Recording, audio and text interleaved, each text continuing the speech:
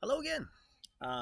This is going to be part of a two video set, but basically, what I wanted to talk about was I was watching a documentary the other day, and it was about these bears and the life of grizzly bears in North America can be pretty perilous, particularly if you're a female bear and you've got cubs, because you've got to protect the cubs and you've got to make sure that they're okay.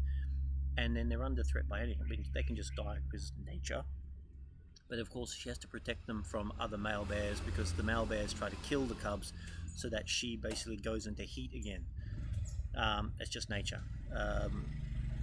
But the fact is that whether we like it or not, that's just the way their life is. But it's still a threat, it's still there. And she's aware of it, you know?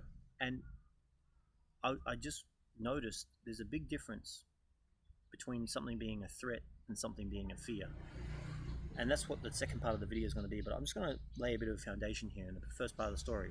And this is what I noticed, is that this mother bear is looking after herself in nature, which is already difficult enough, and now she's responsible for two cubs, which magnifies it massively because if a threat comes, she can't simply run away from it. She'll have to stay and fight. Like it just makes everything so much more difficult, and so much more challenging. It's so much more threatening.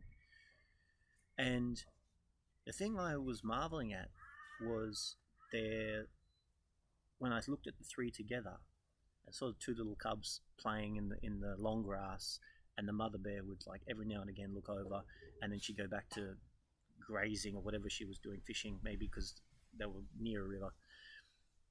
But the thing I was blown away with first was, well, first of all, was not but how peaceful they were.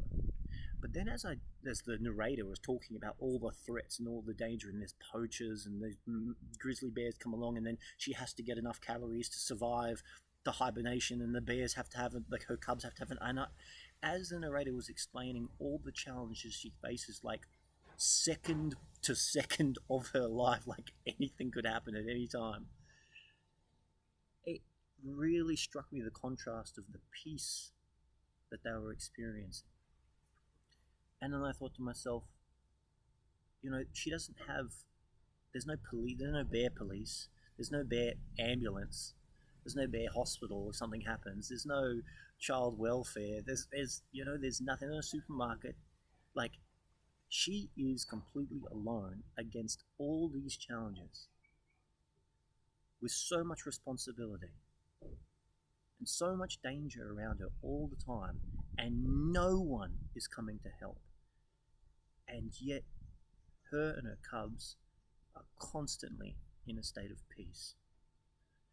And it made me compare human beings when we have all of those comforts, we have all of that protection, we have all of that support, and our threats are almost never life threatening.